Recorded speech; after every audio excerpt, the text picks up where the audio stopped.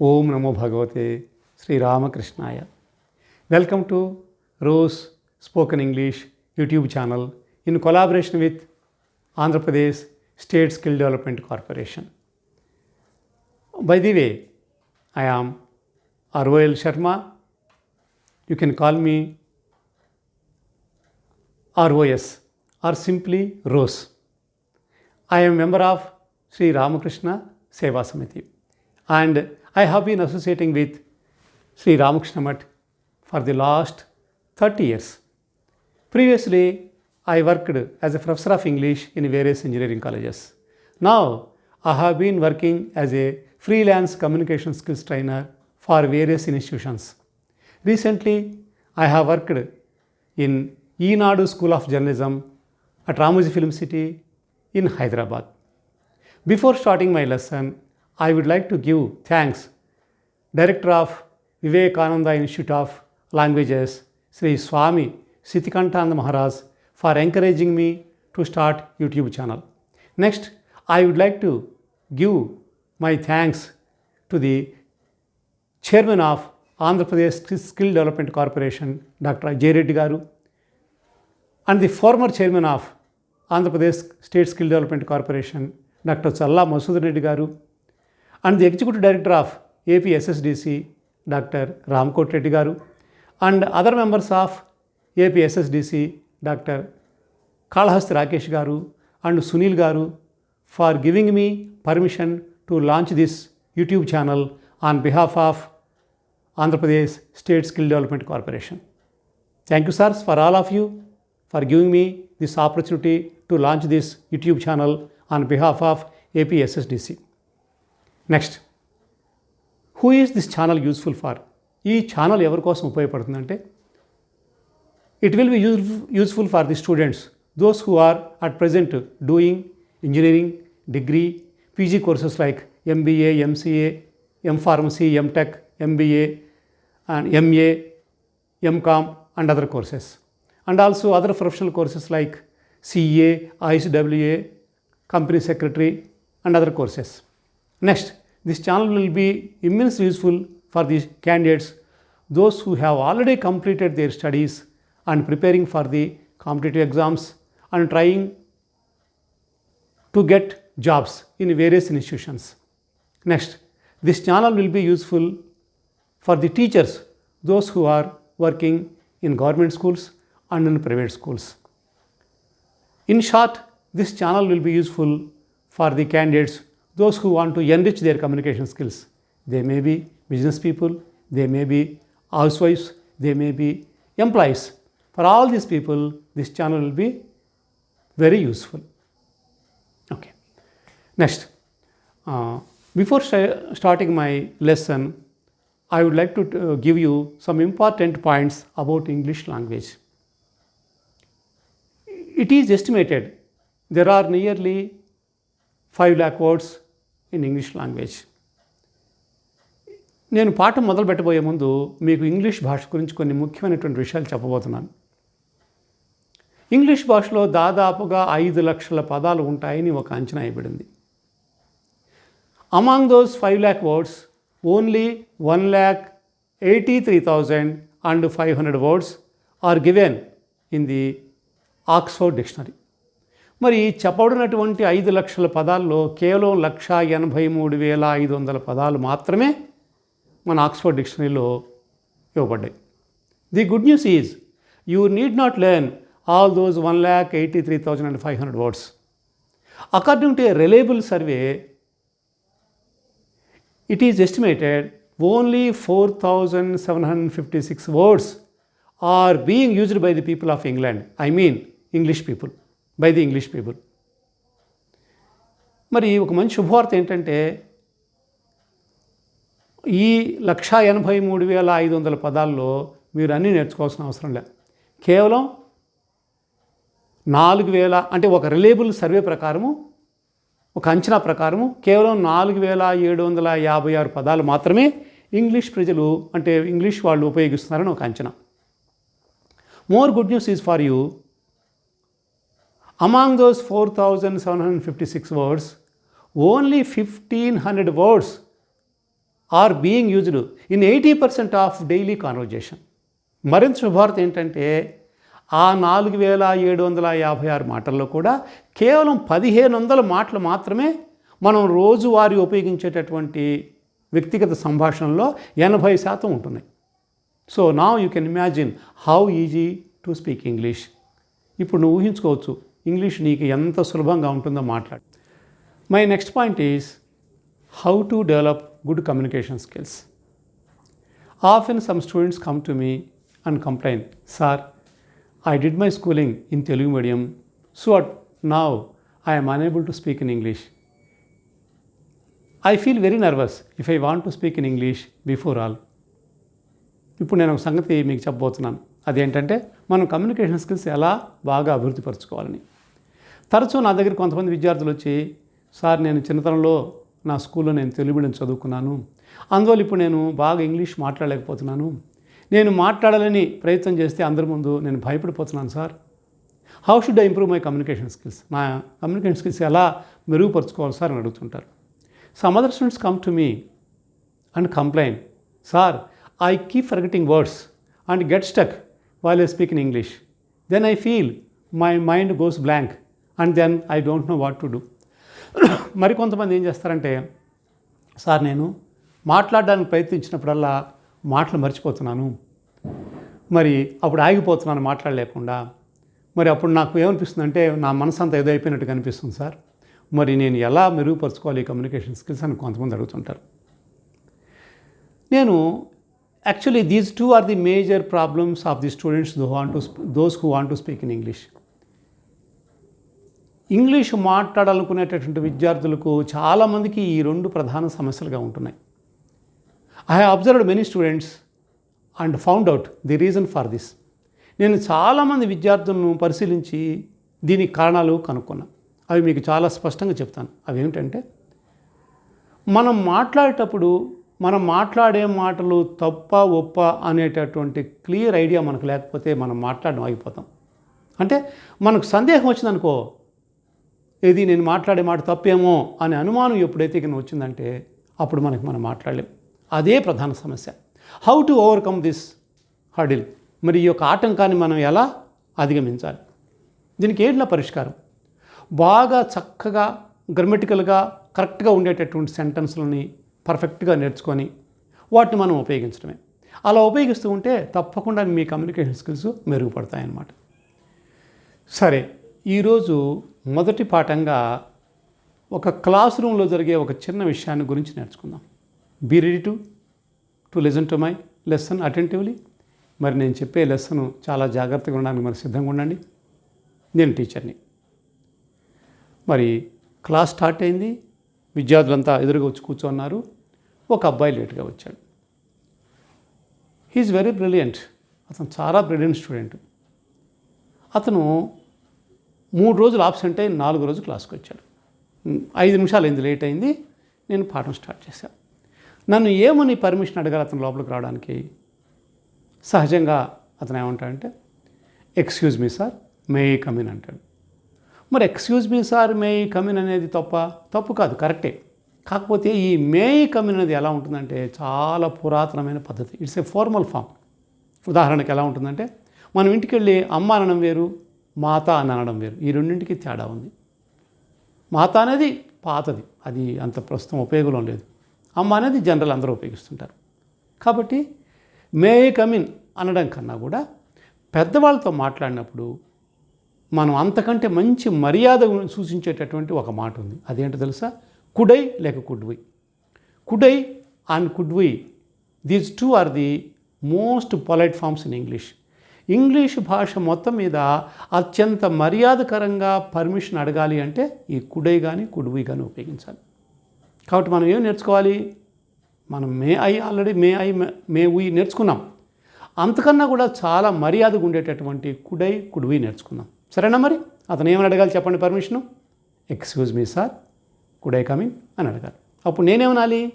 Yes you can అనాలి. అతను could చెప్పినా కూడా నా ఆన్సర్ మాత్రం ఎస్ యూ కెన్ అనాలి. ఇక్కడ ఒక చిన్న విషయం మీరు గమనించాలి. మనం కుడ్ అన్నాం, మరి విల్ యొక్క పాస్ట్ టెన్స్ వుడ్. షల్ యొక్క పాస్ట్ టెన్స్ షుడ్, కెన్ యొక్క పాస్ట్ టెన్స్ కుడ్, అలాగే మే యొక్క పాస్ట్ టెన్స్ మైట్, హ్యావ్ యొక్క పాస్ట్ టెన్స్ హ్యాడ్. ఈ 5 వెర్బులు సాధారణంగా ఇవి పాస్ట్ వెర్బులుగా ఎప్పుడు పనిచేస్తాయంటే కేవలం ఇండైరెక్ట్ స్పీచ్లో మాత్రం పనిచేస్తాయి. మిగతా సందర్భాలలో ఇవి ప్రజెంట్ కానీ ఫ్యూచర్ కానీ సూచిస్తాయి. ఎవరెవరు? Will, would, should, could, might, had.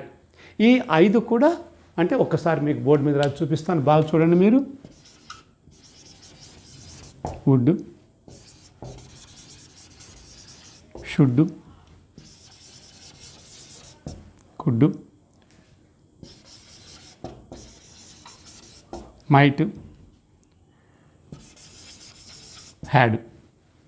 Would, should, could, might, had. ఈ 5 వెర్బులు సాధారణంగా అవి మనకు పాస్ట్ రూపంలో కనపడతాయి, కానీ అవి ప్రజెంట్ లేక ఫ్యూచర్ని పనిచేస్తాయి. ఇలా రూపానికి పాస్ట్ రూపంలో ఉండి ప్రజెంట్ లేక ఫ్యూచర్ పనిచేస్తే వాటిని ఏమంటామో తెలుసా? సబ్జెక్టివ్స్ అంటాం. ఏమంటామండి? సబ్జెక్టివ్స్. ఆ పేరు మీరు గుర్తుపెట్టుకోవాల్సిన అవసరం లేదు. ఇవి ప్రజెంట్ పని ఫ్యూచర్ పని కూడా చేస్తాయని గుర్తుపెట్టుకుంటే చాలన్నమాట. సరే, మళ్ళీ ఒకసారి గుర్తు చేసుకోండి. అబ్బాయి ఏమన్నాడు? Excuse me sir, could I come in అన్నాడు. మరి నేనేమని సమాధానం ఇచ్చా? ఎస్ యూ కెన్ అన్నా. వచ్చాడు. రాగానే నేనేమన్నాను తెలుసా? వై ఆర్ యూ లేట్ అని అన్నా. ఏమన్నానండి? Why are you late. అతను ఏమనాలి? బస్సు లేట్ అయిందండి అనాలి. అప్పుడు బస్సు ఈజ్ లేట్ అనకూడదు. ఎందుకో తెలుసా? బస్సు దిగి లోపలికి వచ్చాడు కదా. అతను ఏమనాలి? సార్ బస్సు వాజ్ లేట్ అనాలి. ఏమనాలండి? Bus was late. అంటే ఇప్పుడు ఎందుకు లేట్ అయినామన్నప్పుడు వై ఆర్ యూ లేట్.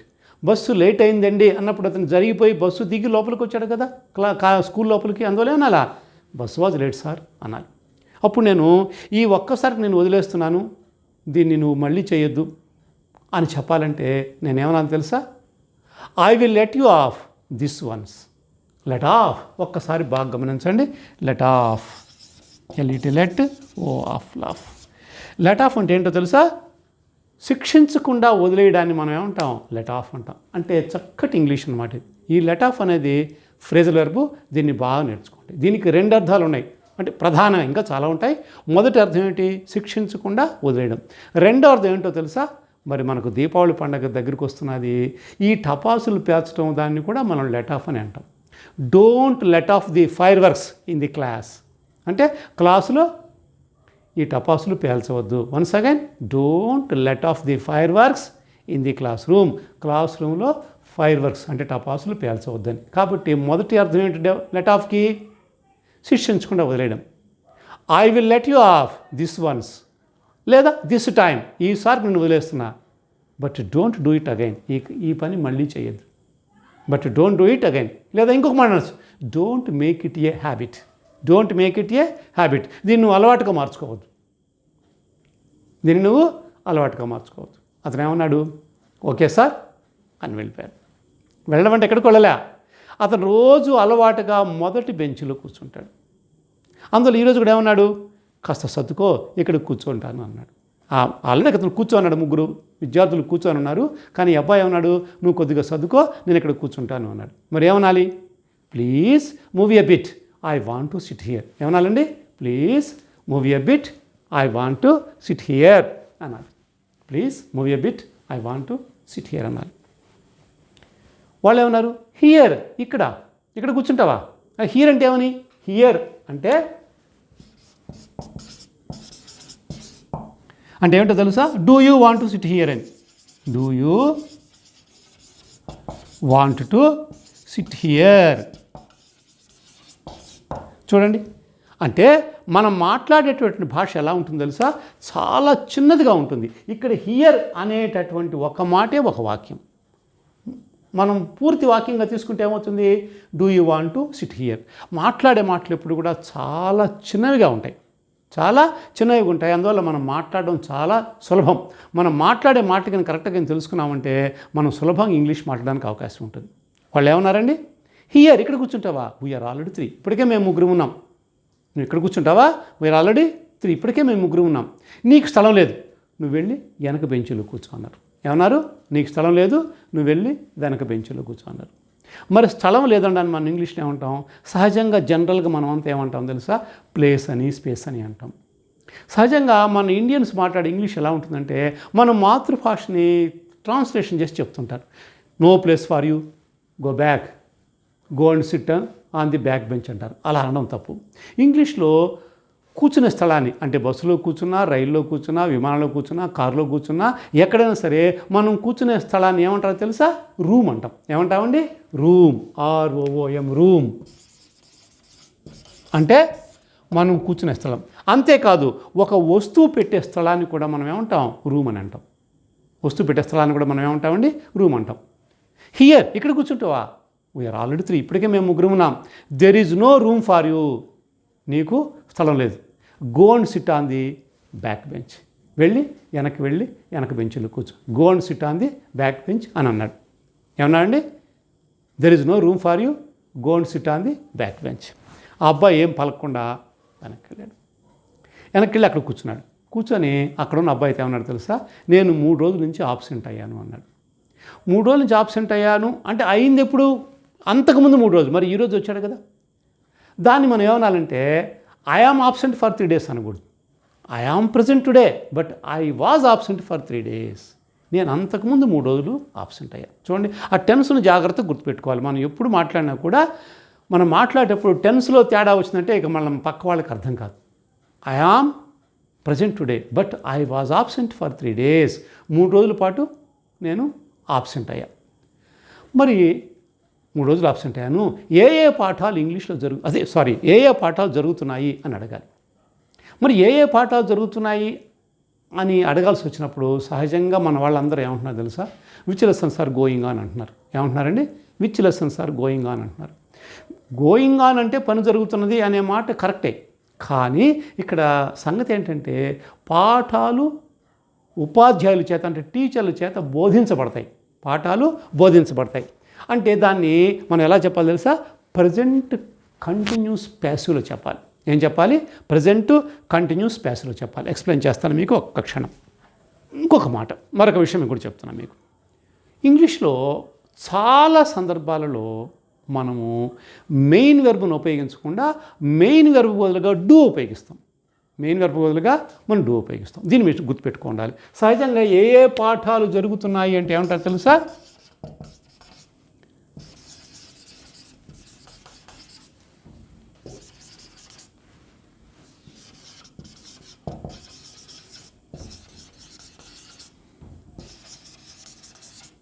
ఇక్కడ చూడండి, ఏమడగాలి? Which lessons are being done now అన్నారు. ఏమనాలండి? Which lessons are being done now. అదేంటి సార్ మీరు డన్ అన్నారు, ఇక్కడ టాట్ కదా, TAUGHT. ఎస్, అగ్రి, మీరు చెప్పింది ఒప్పుకుంటా. ఇక్కడ ఏముండాలి? Which lessons are being taught now అని ఉండాలి. ఈ వాక్యం ఏంటి తెలుసా? Present continuous passive. ఏ పాఠాలు జరుగుతున్నాయంటే ఏ పాఠాలు చెప్పబడుతున్నాయి అని లెక్క. చూడండి, ఇది దీంతో గ్రామర్ తర్వాత ఎక్స్ప్లెయిన్ చేస్తాను మీకు. ప్రస్తుతానికి నేర్చుకోండి. ఏ పాఠాలు జరుగుతున్నాయి అన్నప్పుడు ఏమనాలా? Which lessons are being done now. ఇక్కడ డన్ బదులుగా, అంటే మనం టాట్ బదులుగా done ఉపయోగించాం.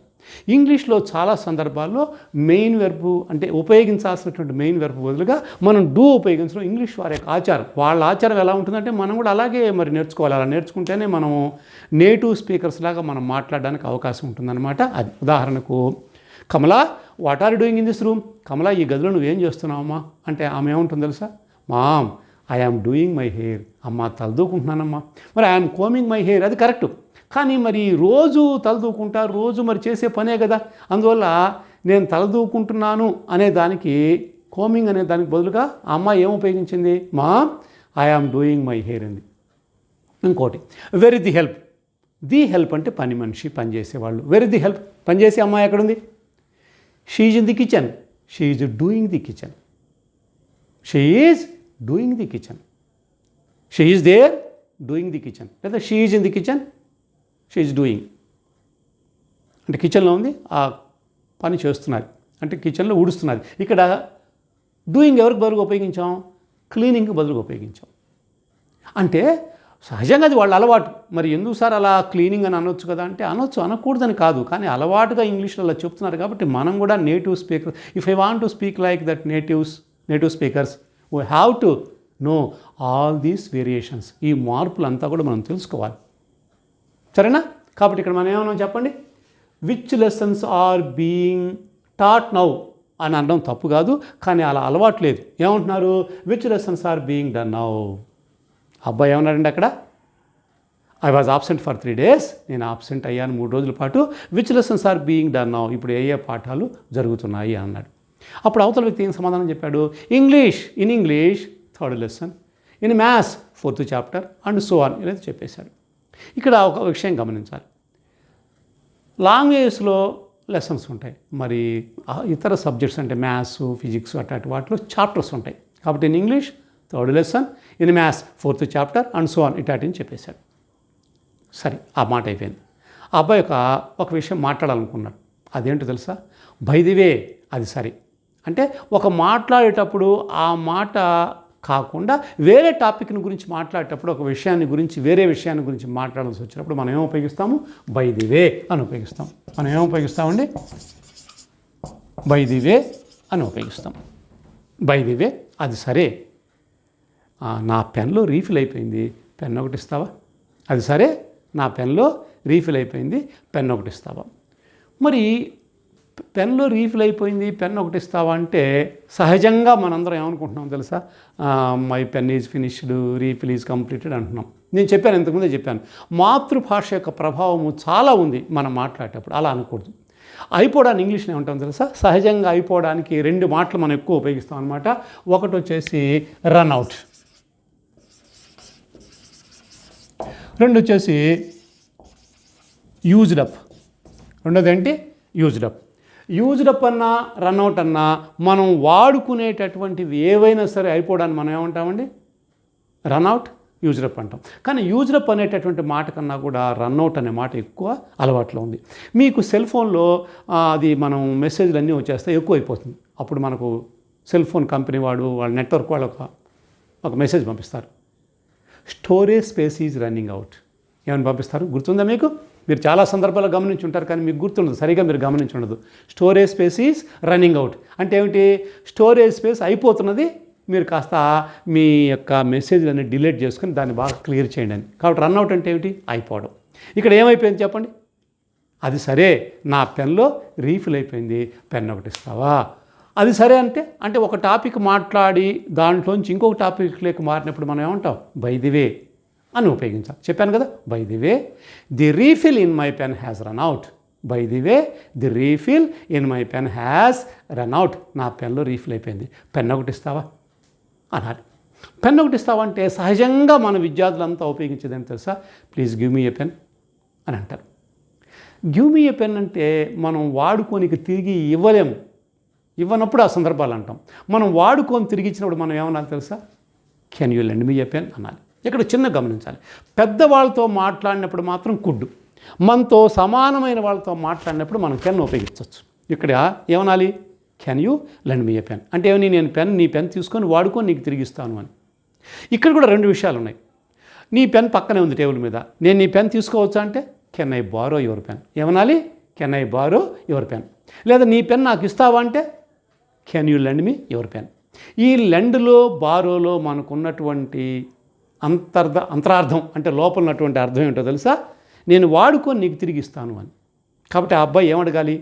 By the way the refill in my pen has run out. The refill in my pen has run out. Can you lend me a pen? ఒక pen ఒకటి ఇస్తావా? అప్పుడు ఆ అబ్బాయి ఏమన్నాడు తెలుసా? పెన్నా అంటే ఏమని? Do you want a pen అని. Pen I have got only 1. నాకు ఒకే ఒక పెన్ ఉంది. I have got only 1. నా దగ్గర ఒకే ఒక పెన్. ఇక్కడ కూడా ఒక చిన్న విషయం ఉంది, మీరు బాగా తెలుసుకోవాలన్నమాట. సహజంగా అమెరికన్ ఇంగ్లీష్లో ఐ హ్యావ్ ఏ పెన్ అంటాం. మరి బ్రిటిష్ ఇంగ్లీష్లో I have got a pen అంటాం. ఈ హ్యావ్ గాట్కు ఎటువంటి తేడా లేదు. ఈ ఘాటుకంటూ ప్రత్యేకమైనటువంటి మీనింగ్ ఏమి లేదు. ఈ ఘాటుకు ప్రత్యేకంగా మీనింగ్ అంటే ఉండదు. ఇది బ్రిటిష్ వాళ్ళ యొక్క పద్ధతి అంతే, దాన్ని మనం ఏం చేయలేం. బ్రిటిష్ సిస్టంలో ఏం చేయాలి? ఘాట్ పెట్టుకోవాలి. అమెరికా సిస్టమ్ అలాంటిది ఏం లేదు. ఐ హ్యావ్ ఏ పెన్ అనేది అమెరికన్ సిస్టమ్. మరి I have got a pen అనేది బ్రిటిష్ వాళ్ళ యొక్క సిస్టమ్ అనమాట. తేడా ఏం లేదు. కాకపోతే మనం బ్రిటిష్ ఇంగ్లీష్ అనేది మనం బాగా ఉపయోగిస్తున్నాం. అది మంచి చక్కటి భాష అనమాట. మరి ప్రపంచవ్యాప్తంగా అదే ఉపయోగిస్తున్నాం. మనం రెండూ నేర్చుకుందాం. సరేనా? ఐ హ్యావ్ ఏ పెన్ అనే మాటకు I have got a pen అనే మాటకు ఎటువంటి తేడా లేదు. అంతేకాకుండా ఈ ఘాట్ ఇక్కడ ఉన్నా లేకపోయినా దీని అర్థంలో మార్పు ఉండదు. ఇంకొక మాట, ఇది గెట్ యొక్క పాస్ట్ టెన్స్ కాదు. ఇది కేవలం అలా ఆచారంగా, బ్రిటిష్ వారి యొక్క ఆచారంగా ఆ గెట్ అనేటటువంటి మాటను అక్కడ ఉంచారు తప్పక దానికంటూ ప్రత్యేకమైనటువంటి అర్థం అంటూ ఏం లేదు. Pen, I have got only one. నా దగ్గర ఒకే ఒక పెన్ ఉంది. ఐ నీడ్ ఇట్, నాకు కావాలి. ఈరోజు నేను మధ్యాహ్నం పరీక్ష రాయాలి. మనందరం ఏమంటున్నాం? పరీక్ష రాయడం అంటే I have to write an exam అని చెప్తున్నాం. ఇక్కడ ఈ పరీక్ష రాయడాన్ని ఇంగ్లీష్ వాళ్ళ ఆచార ప్రకారం మనం రైట్ అనే మాట ఉపయోగంలో లేదు. I have to do an exam. చూడండి, ఈ డూ అనే మాట ఎన్ని చోట్ల ఉపయోగపడుతుందో. అంటే తరచూ మనం చేసేటటువంటి పనులకు సంబంధించి చాలా సందర్భాలలో ఆ మెయిన్ వెర్బ్ బదులుగా మనం డూ ఉపయోగిస్తున్నాం. కాబట్టి I have to write an exam అనేది అంత సరైన ఎక్స్ప్రెషన్ కాదు. తప్పు కాకపోవచ్చు, కానీ వాడుకలో లేదు. ఇప్పుడు మనం ఇంగ్లాండ్లోనూ అమెరికాలోనూ I have to write an exam అంటే వీడు తెలియని వాడు, ఇక వీళ్ళకి అంత సంస్కారం లేదు, ఈ ఇంగ్లీష్ యొక్క ఆచారం తెలియదు అనుకుంటారు. అలా కాకుండా మనం ఏమనాలి? I have to do an exam this afternoon. Pen, I got only one. I need it. I have to do an exam this afternoon అని సమాధానం చెప్పాలి. అప్పుడు అతను ఏమన్నాడు తెలుసా? ఆ అబ్బాయి మరి ఇతనికి పెన్ను మరి లేదు కదా, అతను అడిగాడు తన పెన్ను. అతనే ఒక మాట అన్నాడు, I have got a pencil too. నా దగ్గర ఏముంది? పెన్సిల్ కూడా ఉంది. నువ్వు పెన్ అడిగావు, మరి నేను ఇవ్వలేకపోతున్నా, కానీ నా దగ్గర ఏముంది? పెన్సిల్ కూడా ఉంది. నీకు సరిపోతుందా? అంటే నీకు చాలా, నువ్వు పెన్సిల్తో రాసుకోగలవా అన్నమాట. ఇక్కడ పెన్సిల్తో రాసుకోగలవా అన్నప్పుడు ఏమవుతుందంటే will it enough for you అనకూడదు. ఏమనకూడదు? Will it enough for you. Enough అనేటటువంటి మాట చెప్పాను కదా, మన మాతృభాషను మనం ఉపయోగించి మాట్లాడతాం. అలా అనకూడదు. ఏమన్నా will it do for you అన్నారు. ఇది చక్కటి English. Will it do for you. ఇక్కడ కూడా మళ్ళీ వచ్చింది డూ అనే వెర్బ్ ఇప్పటికి ఎన్నిసార్లు రిపీట్ అవుతుందో చూడండి. Will it do for you, అది నీకు సరిపోతుందా? Oh yes it will. Oh yes it will. Oh yes it will. Thanks a lot Suresh. Thanks a lot Suresh. నీకు చాలా కృతజ్ఞతల్లా సురేష్. నువ్వేమనుకోవద్దు, నా మ్యాథ్స్ నోట్బుక్ చినిగిపోయింది, ఒక పేపర్ ఇస్తావా? Thanks a lot Suresh. By the వే, నా మ్యాథ్స్ నోట్బుక్ అయిపోయింది. నేను ఇప్పుడే మీకు చెప్పాను. అయిపోవడాన్ని ఏమంటాం మనం చెప్పండి? రన్అవుట్. మీరు ఎప్పుడు ఏ వస్తువు అయిపోయినా కూడా మీరు భయపడకుండా రన్అవుట్ అని చెప్పడం. My maths notebook has run out. ఒక పేపర్ ఇస్తావా? మరి పేపర్ ఇస్తావా అంటే ఇప్పుడు మనం ఇందరికి అన్నాం కదా, అడిగినప్పుడు ఏమన్నా లెండ్ అనాలన్నా, ఇక్కడ లెండ్ అనొచ్చున్నా చెప్పండి. తప్పు. లెండ్ వాడితే తప్పు అవుతుంది. ఎందుకు తప్పు అవుతుంది? Can you lend me a paper అనకూడదు. ఏమన్నా can you lend me a sheet of paper. సరే, ఈ పేపర్ బదులుగా ఏమడాలి? A sheet of paper. ఎందుకు అనాలి తెలుసా? అది అన్కౌంటబుల్ నౌన్ కాబట్టి a sheet of paper, a cup of coffee, a glass of water అలా చెప్పాలి. ఇక్కడ మరి పెన్ అయితే వాడుకొని తిరిగిస్తాం, మరి పేపర్ తిరిగి ఇవ్వం కదా. అప్పుడు మరి మనం లెండ్ వాడొచ్చునా అనకూడదు. తిరిగి ఇవ్వం కాబట్టి గివ్ వాడాలి. Can you give me a sheet of paper అనాలి. ఓఎస్, అట్నే ఇస్తాను, విత్ ప్లెజర్, సంతోషంగా ఇస్తా అని చెప్పి అతను దాన్ని చించాడు. అతను నోట్బుక్లోంచి చించి ఇదిగో అన్నాడు. అలా ఇదిగో అని ఇంగ్లీష్లో ఏమంటుంది తెలుసా? Here you are. Here you are. లేక హియర్ యు గో. చూడు, తమాషగా ఉన్నాయి రెండు మాటలు. ఇదిగో తీసుకో అన్నప్పుడు ఏమన్నా హియర్ యు ఆర్, లేక here you go. With pleasure, సంతోషంగా అని చించి అతను ఏమన్నాడు? Here you are. ఒక పేపర్ తీసి హియర్ యు ఆర్. అతను మళ్ళీ ఏమన్నాడు? Thanks a lot again Suresh. Suresh, చాలా కృతజ్ఞతలు లైక్ మరొకసారి. అప్పుడు ఈ అబ్బాయి ఏమన్నాడు? You are welcome. థ్యాంక్స్ చెప్పినప్పుడు దానికి సమాధానంగా చాలా మాటలు ఉన్నాయి. అవి భవిష్యత్తులో నేను మీకు చెప్పడానికి ప్రయత్నం చేస్తాను. ప్రస్తుతానికి మాత్రం ఒక్కటి నేర్చుకోండి. థ్యాంక్స్ చెప్తే ఏమనాలా? You are welcome. అతను ఏమన్నాడు? హియర్ యు ఆర్ అనగానే అది తీసుకొని థ్యాంక్స్ ఎలాట్ అగైన్. అగైన్ ఎందుకు చెప్పాడు? అంతకుముందు పెన్ ఇచ్చిన దానికి థ్యాంక్స్ చెప్పాడు. ఇప్పుడు అగైన్ అనడానికి ఇంకోసారి మళ్ళీ థ్యాంక్స్ చెప్తున్నాడు. Thanks a lot Suresh. Thanks a lot again Suresh. వాడేమన్నాడు? అవతల అబ్బాయి ఏమన్నాడు? యు ఆర్ వెల్కమ్ అన్నాడు. చూడండి, ఇది మనం మొదటి లెసన్గా నేర్చుకున్నాం. ఒక్కసారి గుర్తు చేయనా? మీ మొత్తం అంతా కూడా ఒక్కసారి బాగా గుర్తుపెట్టుకుని ఏం జరిగిందో. అబ్బాయి ఏమన్నాడు? First excuse me sir, could I come in అన్నాడు. మరి నేనేమన్నాను? ఎస్ యూ కెన్ అన్నాను. అబ్బాయి లోపలికి రాగా నేనేమన్నాను? వై ఆర్ యూ లేట్ అన్నాను. అప్పుడు ఆ అబ్బాయి ఏమన్నాడు, sorry sir bus was late, sorry sir bus was late అన్నాడు.